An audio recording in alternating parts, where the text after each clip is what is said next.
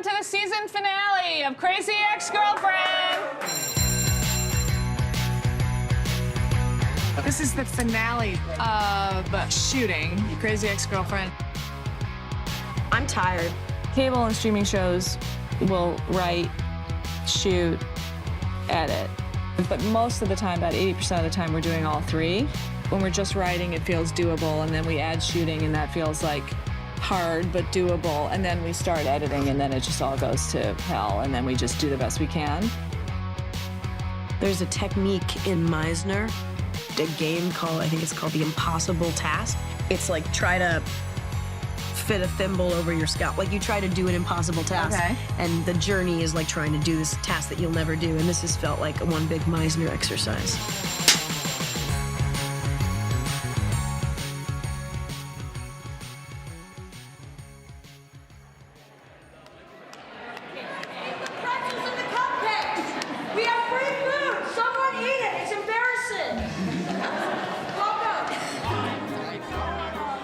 For those of you who work on the show, I made these finale t-shirts that say, I'm not sad, you're sad on this side. And on this side, they say, this is the end of the story, whoa, whoa, whoa. Rachel and I met on a blind date in the offices of CBS, and we started working on this show 10 minutes after we met, and we've been working on it every day since. Sometimes people say I discovered Rachel, but I wasn't really a boss until I met Rachel, so I always feel like Rachel discovered me. 6 years ago, I was making internet videos and trying to get hired on TV pilots and trying to get staffed on TV shows. Then one day I got an email saying someone named Aline Brosh McKenna wanted to meet with me to discuss a musical television show. 6.5 years later, I'm still flabbergasted that we get to do this piece of work, and thank you for such a fantastic show. Thank you. Thanks, everybody. This table read was different from the other table reads because usually we were in a tiny conference room. Sometimes they just kind of felt like joking around with friends in a really fun way. I sing live at the table reads because it's way more fun than listening to a demo. This is our horny, angry tango! And we need to feel the full energy of the episode. The world was all like... no. The only time when someone wouldn't sing at a table read is if they hadn't even learned the song yet, or occasionally the song hadn't been written, which was always terrifying. Rachel and I are the writers of episode 417, and I'm pleased to be directing 417. And let's do our usual thing and jump right in. Doors closed, and here we are. Whew. Wait, let's just take a breath. The table reads are my favorite days because we get to see the episode as a piece. Everything comes together, and it's not until the episode is put together that that happens again. Sometimes you have a great table read, and it's funny, but Aline will come back and say, this story doesn't work, or this needs help, or this needs support. So after the table read, we get notes from the studio, and then I grab Rachel and I get as many notes as I can from Rachel, and we sort of talk, and she goes through all her notes, and then she'll hand me her script. And then I get together with the writers. She put together this unbelievable writing staff. We all love each other. Everyone is super smart. Everyone is super funny. Great storytellers. The writer's room, as other people probably told you, hasn't really changed much. It's kind of been the same people for almost the entire time. The writer's room is really the engine room of the show. You know, everything kind of originates there and flows from there. We all get together and really talk about how the table read felt, and it's not really often about how funny it is. It's about, did it deliver on what the episode needs to be? The song lost its weight for me because we already knew she was a year ahead and fine when we flash back to it. There is one main song in the finale, and Audrey was talking about whether it was placed in the right spot. But now when she comes out of the song, she's like, I know what I need to do. I know who I need to choose. I know who to love. Like, we've had all lines like that kind of thing. Because the song had been in Act 5, sort of towards the end of the journey. And Audrey was saying, you know, maybe that's too late. It became very clear to me that the song needed to be earlier. What the song does, which is great, is that It says your hero is almost there, but there's one big final last challenge in the last like 10 minutes of the movie. So there's two different ways to structure that. One is That's right. That's what I'm saying. Make more of a meal of that. There we go.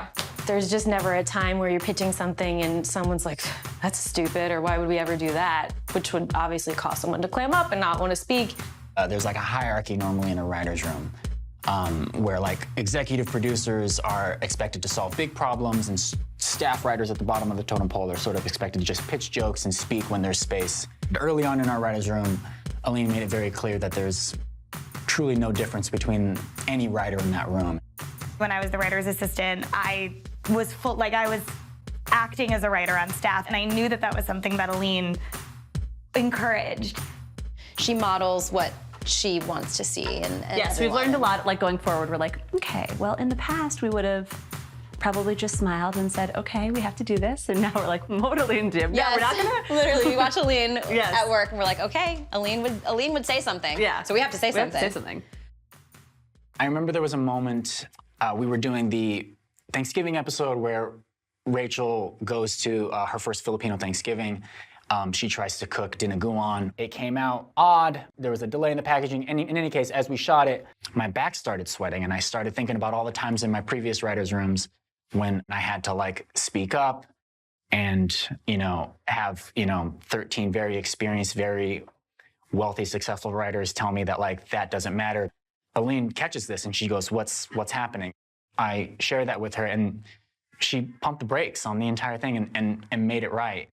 West Covina especially is an incredibly, what you would call, diverse place. It's people of many different backgrounds, many different religions and nationalities, and then also sexual orientations. That's just what life is. And so if you're not portraying that, you're not accurately reflecting life. At the very beginning of the season, Rachel is there with us because filming hasn't started. So she's there every single day, which is fantastic. And then as time goes on, Rachel will come in and out at least once a day, sometimes several times a day, depending on what her shooting schedule is. Where did Rachel go? Is she was working. Did she go to set? She probably went to set. Rachel's schedule is so crazy when we're in production, she's acting the show, she's writing songs, she's running back and forth to post, trying to edit the music videos. Let's start playing with the visuals not coming up. We can't use that, but that's really funny. Whatever giant sandwich of work I had, Rachel was just always had a foot-long hoagie in front of her. Rachel can take off her acting hat and put on her writing hat. Working with Rachel Bloom has been quite an experience. She's like no one else. She's a tornado. And to be even sort of close to that tornado is mind-boggling. If anyone needs a time turner, it's Rachel Bloom and her 8,000 jobs that she does at once. We would literally be doing a scene and she would go run over to her office, do a quick change, then go to the edit bay, approve an outline, come back and nail her coverage. And she brings so much joy to the work, and it kind of gives us permission to have our joy. Dance break, dance break, dance break. She just is a bundle of energy and has so many good ideas flying out at any one time. How about, that's right, keep spinning, don't pause it. Exit, TK, whatever. Did you just come up with that's right, keep spinning, don't pause it? Well, pause it is the rhyme that I had, so I thought, how can we use pause it? Pause! Steven! Hi. How's it going? Good.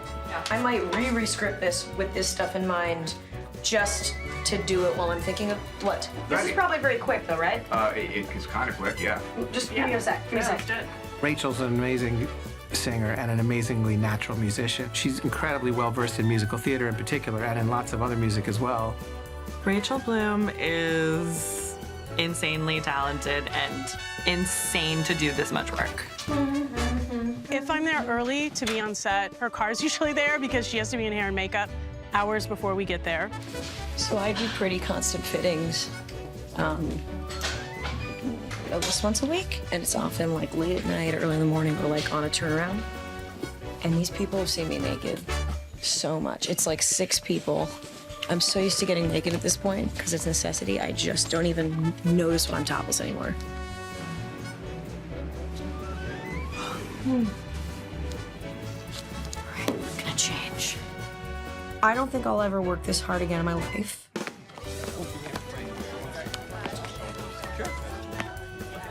If anybody was unsure about like how wide her talent is and the breadth of it, Rachel can do absolutely everything, including tap dance.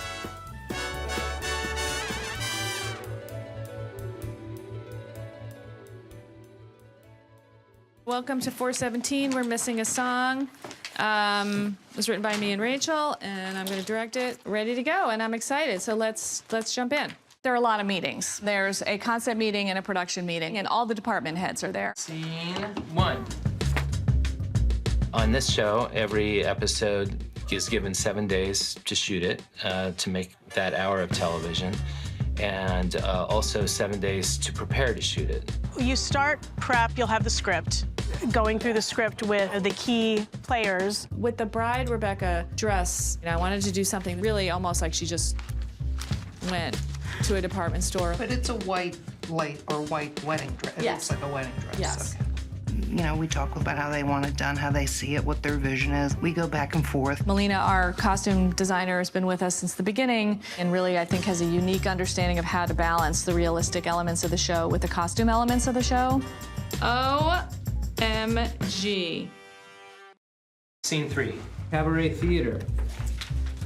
It's a dark space dotted with tables. It's almost like a comedy club, really. Stephen McCabe is our production designer, is amazingly gifted.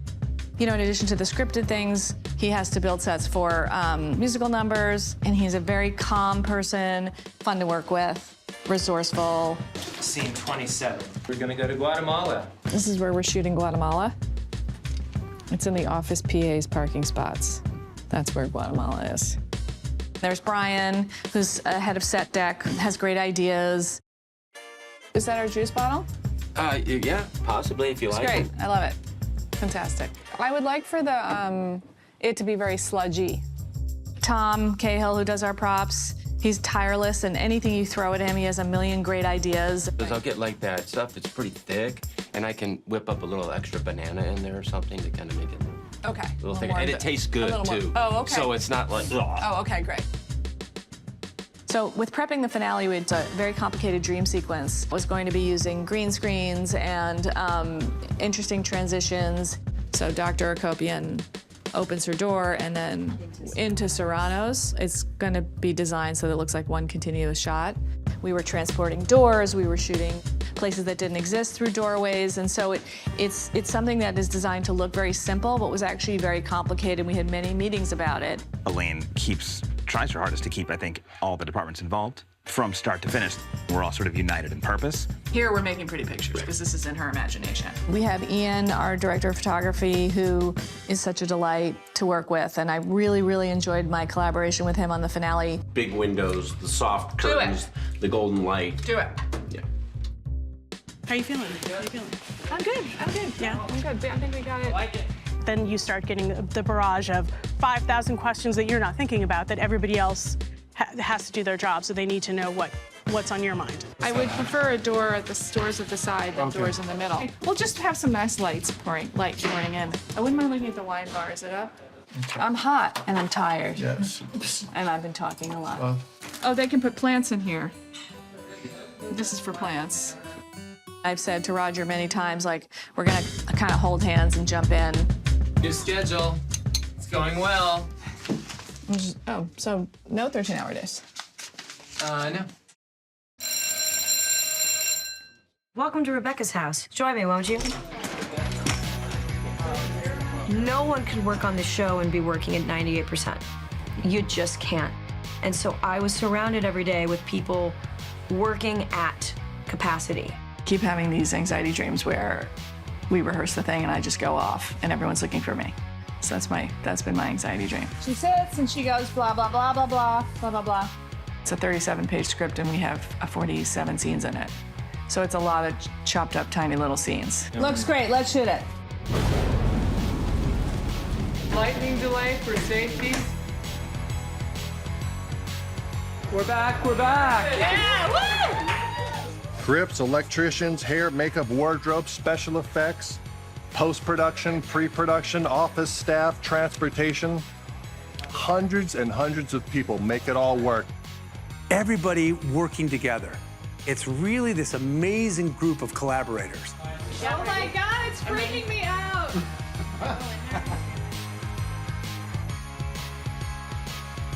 And every little corner of the screen is populated with someone's love and time. The nature of this show is that it's very supportive. It really feels like a very social environment. They're us and we're them. You understand that, right? We're the same.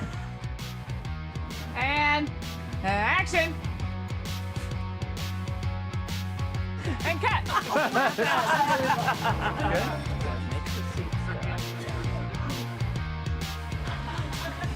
We have such different bodies.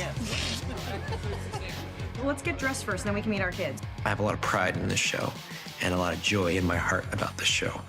I love it. You never get a cast who like and love each other this much.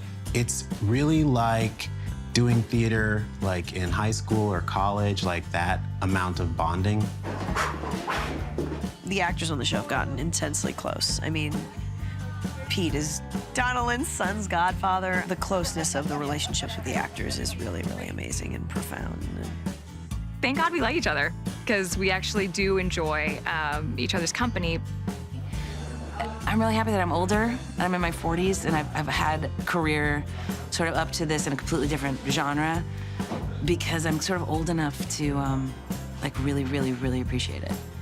This is the last scene that Rebecca and I will ever do together.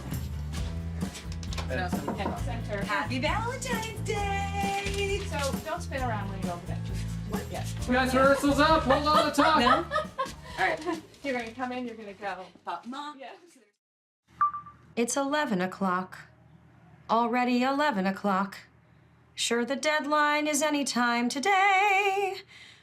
For the finale, we actually did a big medley. The way that medley was born was that Rachel first sent me a demo, which she sang a cappella into her phone. That's right, keep going, keep spinning, don't pause it. It's time for a medley, so let's go through my closet. I very much am a lyricist first. The lyrics really come first for me, and so there are certain areas of technique and expertise that I really defer to Adam on. Over the course of working with these guys for a long time, like, I think I've developed a way of understanding what she wants without her having to bother going to the piano a lot of times, or she can sort of say, you know, and this kind of thing, and or she'll sing me a little rhythm. With this huge number of songs that we've ended up doing, it's over 150. I don't know the exact number. There's really no one way that it gets done. Yeah, today we're working on the last song of the series. Plays on the cliches of 11 o'clock numbers in musicals. No. If this were a musical, this is where I would do my big 11 o'clock number. It's a show-stopping song where there's usually some huge thematic revelation, and it usually happens around 11 o'clock at night because musicals used to start around 8:30 p.m., but now they start earlier for some reason. We were just honing in the lyrics a little bit today because Rachel had done a great pass already. God, this medley is intense. I like Life that really term. doesn't make narrative sense. Yeah, we can keep that.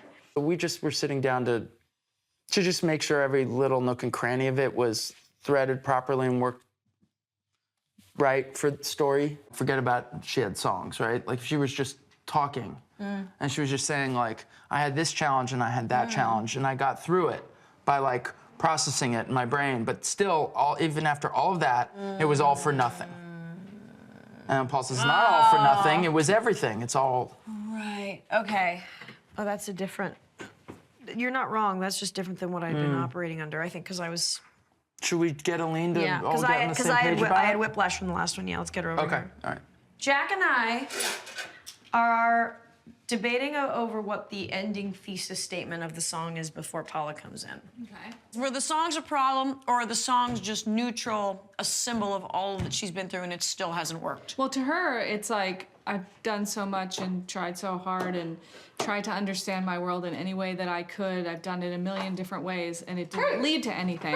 That's what And then Paula goes, no, it did, because the thing about the guy, then you get into like, oh wait, were these pathological patriarchal narratives, is that the problem? And that's not the problem. Right, we can change it. Let's change it. I just want to be on the same page. Got it. Cool. So, 11 o'clock, 11 o'clock. Thanks, Aline. Great, so let's erase this. I look around and what was this all for? Yeah. Right? But I had many underlying issues to address because I didn't want to be crazy. and nothing comes from, you know. Yeah, and still can't And still winds up can't with find nothing. love or something. Oh. I used to have problems, but now they're gone. You remember back when we had problems? Oh man, that was annoying. And now our love is magically solved, and we won't be anymore for our future at all. We'll never have problems again. Now everyone will know their love is undying. Never know our nights of randomly crying. You never worry about paying the bills. The only money we see is sunset. And when it feels like we're running out of thrills, hey, look, another sunset. So it's an 11 o'clock number. Rebecca knows what an 11 o'clock number is. Yeah. What would be cool is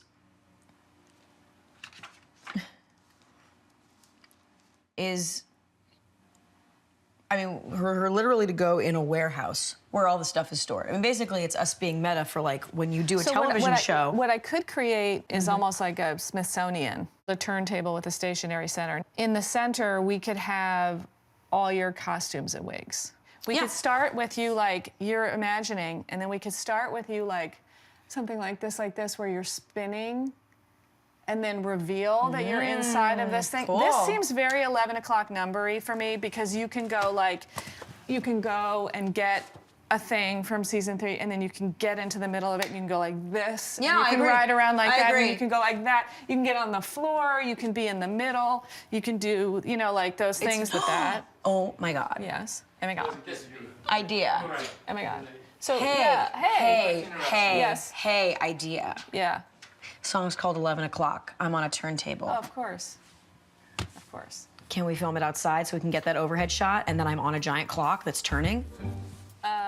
She has an incredible understanding of what she's doing and an incredible enthusiasm for it.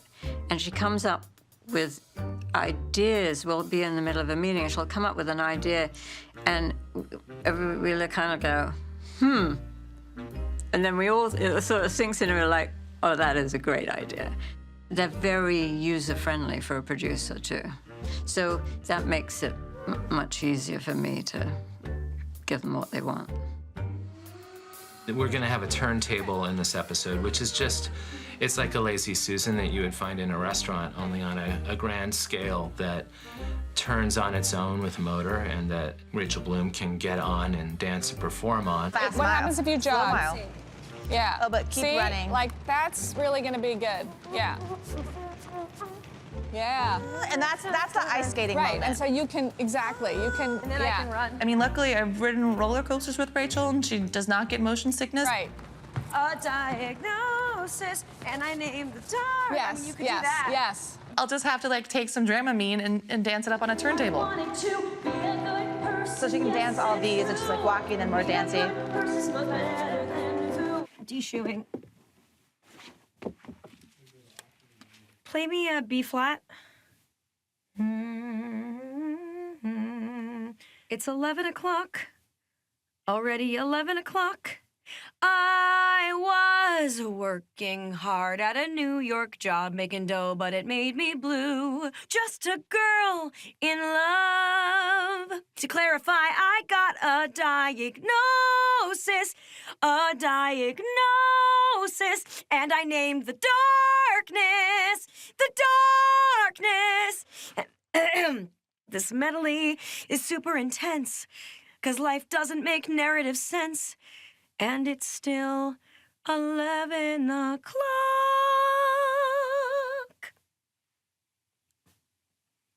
Something like that.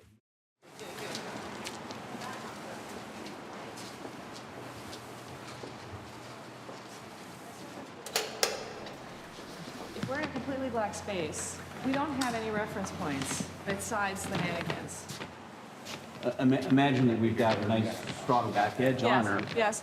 As we move, as everything moves, but it's fixed in relationship to each other. Yes. The way we're going to feel it is in changing light. Okay. I want to make sure that we're using the language of the turntable and not, taking unnecessary cuts, but using the turntable to move through the For space. example, let's try this. So Roger, be a mannequin. Oh, yeah. See, so now we've got mannequins going foreground. Yeah. Oh, and they really can wipe very easily. They can disappear very easily. Yeah. We have all these options, and we're gonna have the great aerial shot, and there's these really great references with the actual props. Whoa. That is cool. I like to choreograph for a camera, So knowing that camera can be anywhere isn't helpful, but it is helpful. So what I try to do is like, just pick something. She could kind of, she goes different ways. She can go against it, and it appears here. Never have problems again. So I kind of just play and pitch what I think the camera might do, and then they can either say yes or no. Let me know what you like. And if you don't like it, I'll try something else.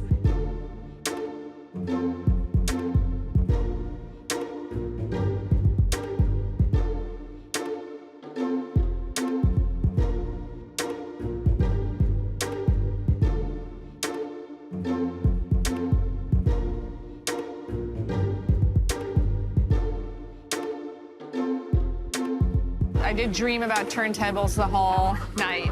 If the process before this was like classical music where we had every note planned out, this is a little bit more jazz today.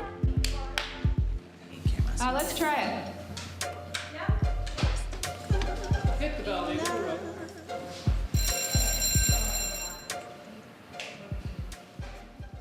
11 o'clock, and the deadline is any time today. But I won't know by 11 o'clock tonight. Just like I didn't know at 11 o'clock yesterday. And like you? That's The spotlight comes before that line. 11 o'clock today, boom, spotlight. Oh, good, an abstract theatrical space. Now I can actually think. And cut. We were having a great time and getting beautiful shots. I was working hard at a New York job making dough, but it made me blue. One day I was crying a lot, and so I decided to move to... It was looking really cool on camera, but then some of the times you would shoot something, set up a shot, and you'd get nothing because people would rotate out of frame in ways that were almost unanticipated. I turn the wrong way. The choreography was really tricky to coordinate with the mannequins and the camera, so Rachel and I went into the parking lot to make sure our timing was exactly right. I had many underlying issues to address, and I did Best part of the day. The turntable stuff was just taking a lot longer than we had anticipated. Craig, our UPM, came down and said, "You've got 3 hours left." And of course, we had way more stuff to shoot than we could fit into 3 hours, so we had to scramble. And I guess you could say it was sort of like our 11 o'clock. Really shouldn't have had those tacos. So from this medley Really discussed bad. super intense? Yeah, I'm so All right. sorry. I have to go to the bathroom so badly. I apologize. 11 All right, Rachel's 10-1. But then we gotta cut one. We gotta cut either the West Covina dress or the stupid bitch dress. Okay. There's no option to push anything later. It's 11 o'clock. 11 o'clock. I need to end this song, but I don't know how. The thing that we build to is the reveal of the stupid bitch dress. I think I gotta wear it. I'm willing to sacrifice other shots. I think I gotta wear it. That's the only heightening of this, because otherwise I'm just looking at mannequins the whole time. Okay, well, I radically shortened the amount of shots that we were using, and Rachel really has a very strong visual imagination, and she was like, look, if we get this shot and that shot, then we can drop this shot, and Jack was weighing in very much on the transitions, which was helpful. It was important to get the transitions locked in for all the edit points to work from one bit to the next. So I was trying to make sure we had exactly what we needed. Turns on you, dummy. Yeah. Walk and turn away from camera. And on that, we reverse to her in the dress. You ruined everything, you stupid bitch. Uprooted everything. Instead, you'd made a switch, but you're still a poopy little slut who lives in a dream and doesn't know how to love.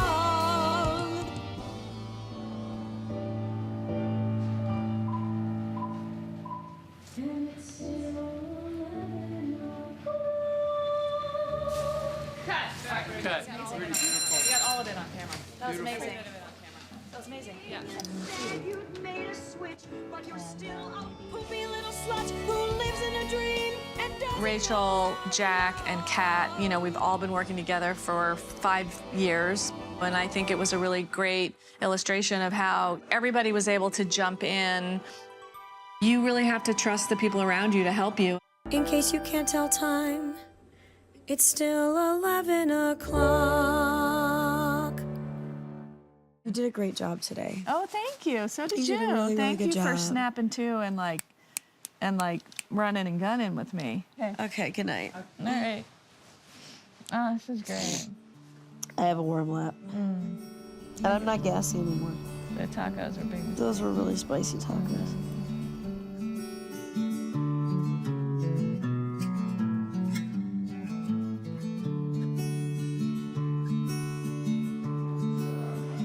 We are.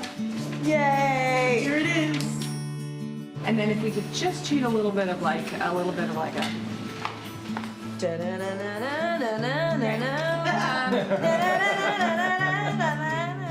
This is the finale, the very last day of the finale. Series finale of Crazy Ex-Girlfriend. Finale. Have a good show. Have a good show. And I'm wearing all my Crazy Ex swag. I got a writer's room jacket. I got Have a Good Show. I got I'm Not Sad, You're Sad. I got all of it. All of it. Well, this is also our last chance to have a good show. I know. Yeah. If you don't get it now, you'll never get it. People don't have to wear them. I just didn't, you know what I mean. If we don't, we might not have a good show, though. That's true. Actually, I'm gonna wear it on my next show. I feel like we had a good show for 4 years. We did have a good show. I'm wearing no makeup because I have already cried a couple times and I anticipate more crying. I haven't cried because I'm a sociopath. I feel nothing. We all ran outside, got our picture taken. We hadn't taken one since season 2, and I really wanted to get a record of all the people who were working on that finale. And the shirts was great because, you know, the people who had them wore them, and it kind of unified the bunch. It's the last day. Will I be able to keep it together? I can't answer that right now. This all goes away. This whole thing is truly being rammed. And you can be sad and eat pistachios at the same time. I think that's people who say you can't. And that's Don't listen to them. why this is an ad for pistachios. Yeah, it's the last day. I feel like it's like high school, like I'm senior week or something like that. Before we take this photo with everyone here, I just wanted, because the day is about to be crazy, to thank the reason that we're here, both because of these shirts, but also in theory, my partner, Aline Brosh McKenna.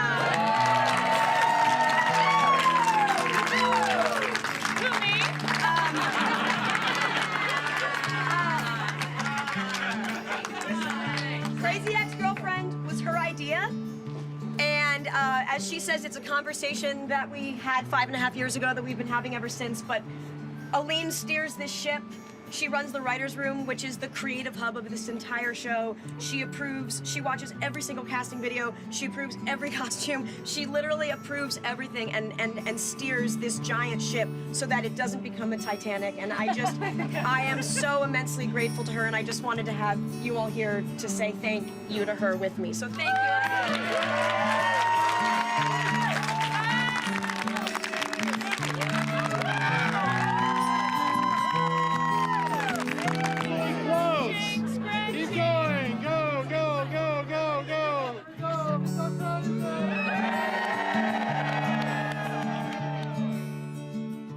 All right, let's get everybody back in. I was on set during the finale, and I was a second set of eyes as a director. You have so many things on your plate, and you're trying to get so many shots. It's Josh, Nathaniel, Greg, Yes. then Jason, Yep. Bert, Yep. Jim, Yep. and then Father Bra and AJ are a pair. Yes. We have boobs, you have boobs. They are for feeding babies.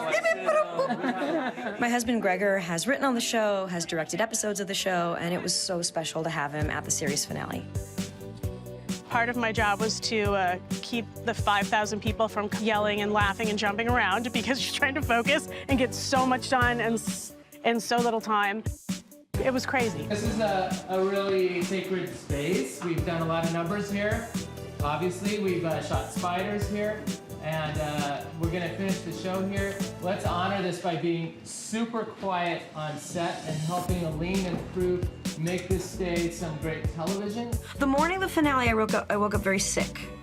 I had a bad cold, and I thought, okay, I'm going to keep it together today and do my best, not just for me, but for Rebecca.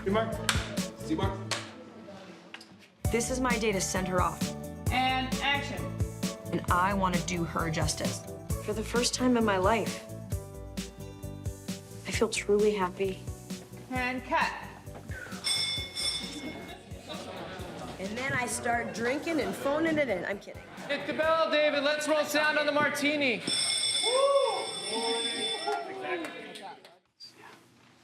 God, I wish you were not still single. I will not feel safe until one of you is married. Just let her talk. Okay, can we do that again and be a little less whispery? Both of you guys a little less whispery, because lots of people in the room. And action, Rachel. One of the moments that I will remember forever was all the people who were there at 2 in the morning, still there, who's really been, you know, shoulder to shoulder with me. God, I wish you were not still single. I will not feel safe until one of you is married. And turning around and looking.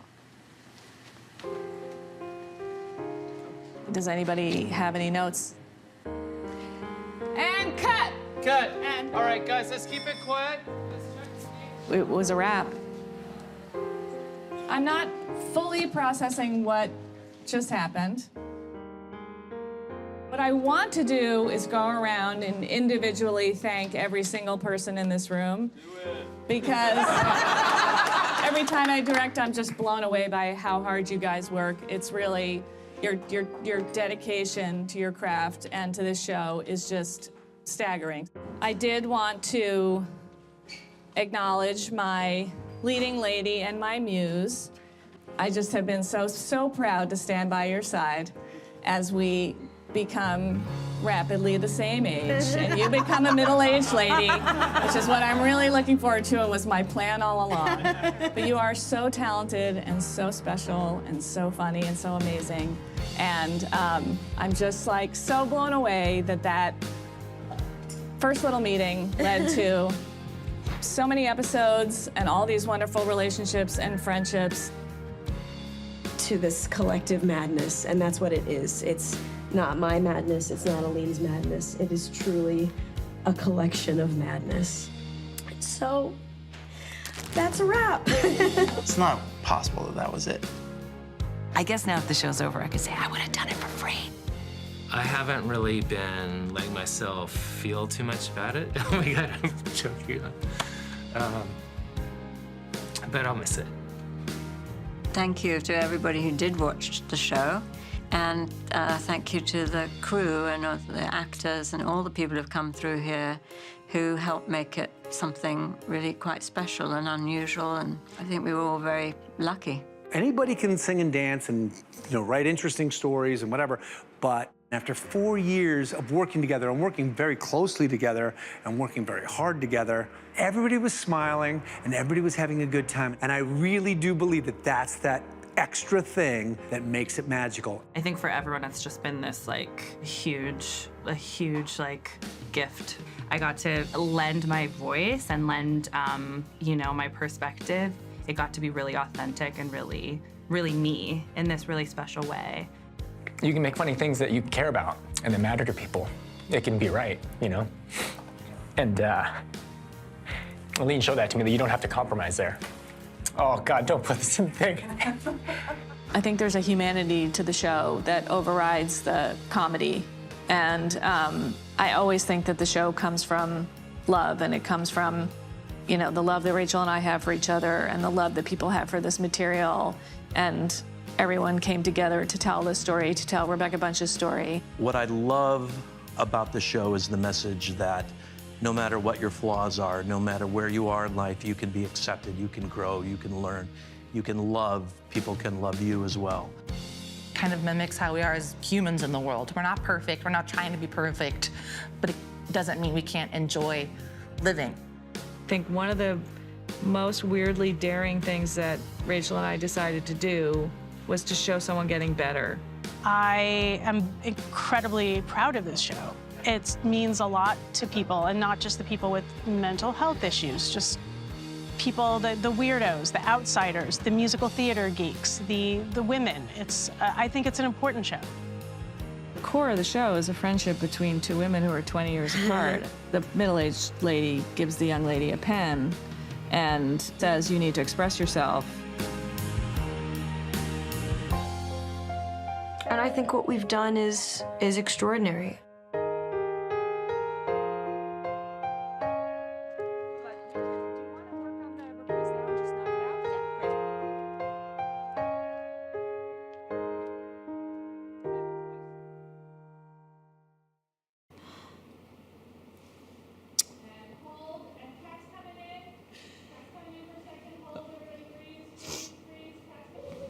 What's happening? I just wanted to say thank you so much for giving this opportunity to make these music videos with you. You have given us literally all of our dreams and then some. You gave us everything, you stupid bitch. You gave us everything, you brilliant genius bitch. You made this world out of your own weird brain and gave us all these jobs. Bitch, you're a stupid bitch.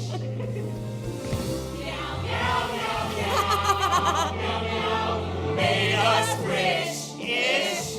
You gave us everything, like Lilo gave to Stitch.